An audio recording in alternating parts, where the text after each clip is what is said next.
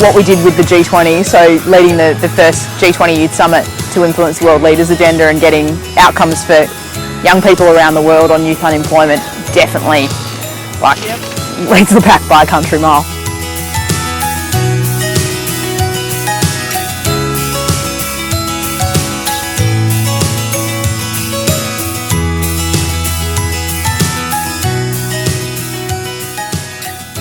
It actually was something that went on my radar when I was diagnosed with depression. So that was in 2013. And it's a really interesting thing at a personal level and then at a societal level when you get a label like that attached to you. Because I think it's one of those things where, individually that can be sometimes a really big thing to conquer. And I'm very proud of the fact that for me, I lent really hard into what do I need to do to recover here? What are the ways I need to change how I think, the way I structure my life, who I spend time around, all of that. But it's also a really interesting thing to think about because I think collectively we still have this whole stigma around talking around mental health. And you look at the reality that 1 in 4 young Australians anyway right here, right now are facing a mental health challenge. And for me it was this piece around, I think particularly when we think about mental health, we can think about fragility and we can think about that you're weak. Well, that was certainly my connotation. I'm disappointed that that's something I can say, but that was what I struggled with at a personal level, going, how can I not just push through this? Why can I not just keep going? How am I not strong enough to be able to keep it together? And the whole reframe and journey I had to go through was understanding how flawed a concept I had of what strength was and the extraordinary power of vulnerability, and that it was actually through acknowledgement and then making the choices to act, as opposed to ignorance or intentionally blocking something out, which was probably the way that I'd been operating. And so at that point in my life, I promised myself that I would put myself to that ultimate test in a mental and a physical sense, not for needing to prove that I could conquer something like that, but actually to want to make a statement to myself, and I think a statement to other people who are sitting there in the midst of something like that in the here and now, or perhaps have a view about what it means to face a mental health challenge, that you're capable of anything you set your mind to. And that was why I was so emotional when I crossed the finishing line, because for me it represented so much more than just what that race was. It was a huge statement for me about my strength and about my ability to work through that, and the fact that I'd come out of the darkest period of my life well and truly. That was something I was fortunate to have a quick turnaround, but it takes time to bed down those new habits to a degree where you can test them to that level and you can push yourself to that nth degree. So that was the why for the Ironman for me.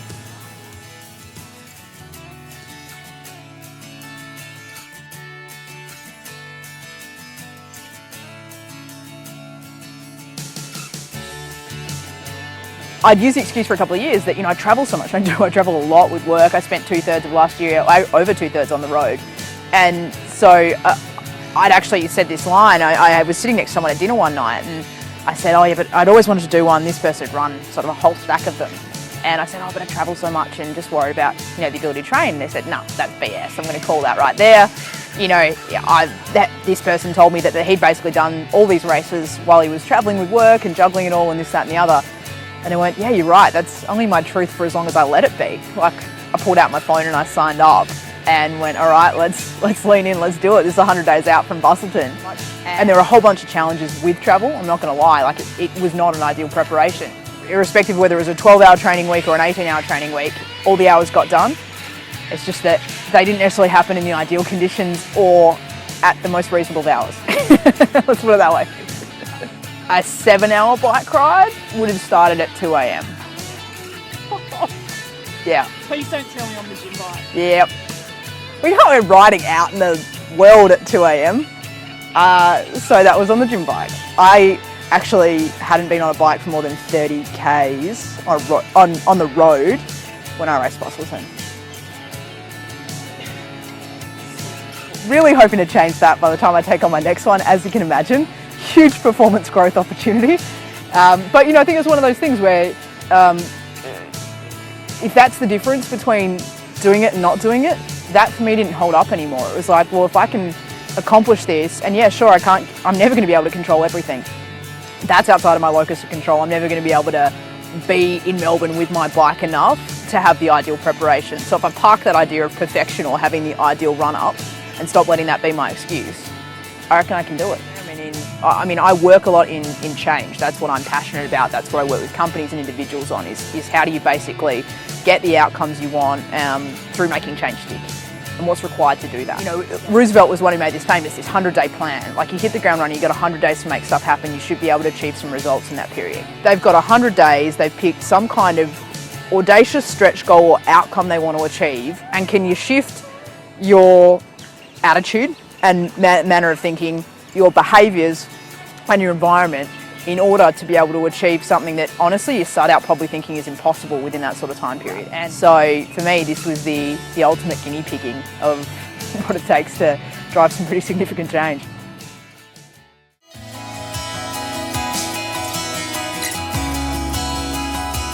I mean, you're preparing yourself for basically working out the entirety of the day and adapting to whatever on earth is thrown at you over the course of it. And that's part of the interesting thing. I mean, you know that you've got to swim, you've got to ride, and you've got to run. You kind of have no control on what happens within that. And so the importance of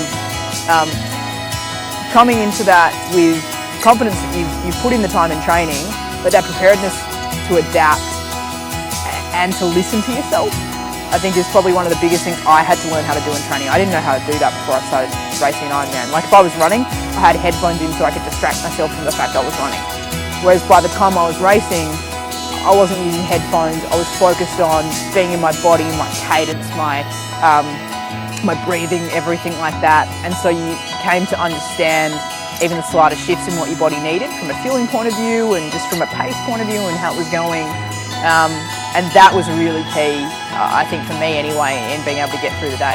You know in an Ironman that you're going to hit walls. You don't know when they're going to happen, you don't know how often they're going to happen, but you know they'll happen. It's at that point that you unlock that famous Navy SEAL saying, 40% more. You know, this unbelievable extra capacity that so few of us realise, because the moment we first get the impulse to stop, we stop. And Ironman forces you to go through that, which is extraordinary, and that's one of the things that transfers into every other aspect of your life. It's just this understanding that your capacity is so much bigger than what you'd ever anticipated.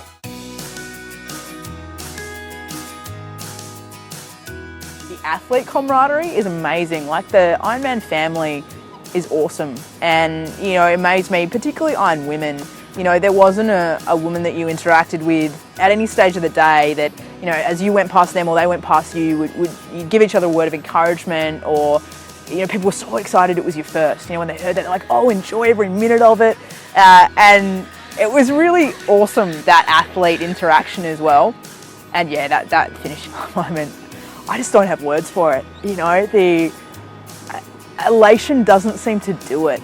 Like, it was just sheer joy, and then I burst into tears like moments later, and yeah, it was the whole of it. You know, it's a funny thing to say that I honestly did enjoy it.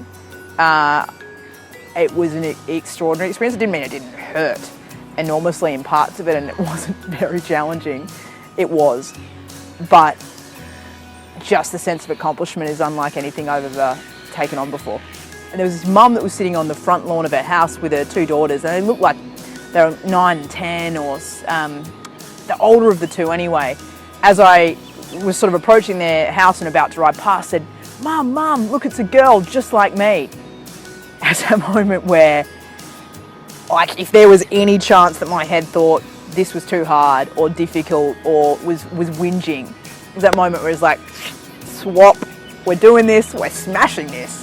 And it was a moment where I don't think I'd realised to that point, like, I was conscious that it was male dominated. You know, I think the stat is around 22% of the Ironman race competitors are female. And I didn't realise that so few were young women.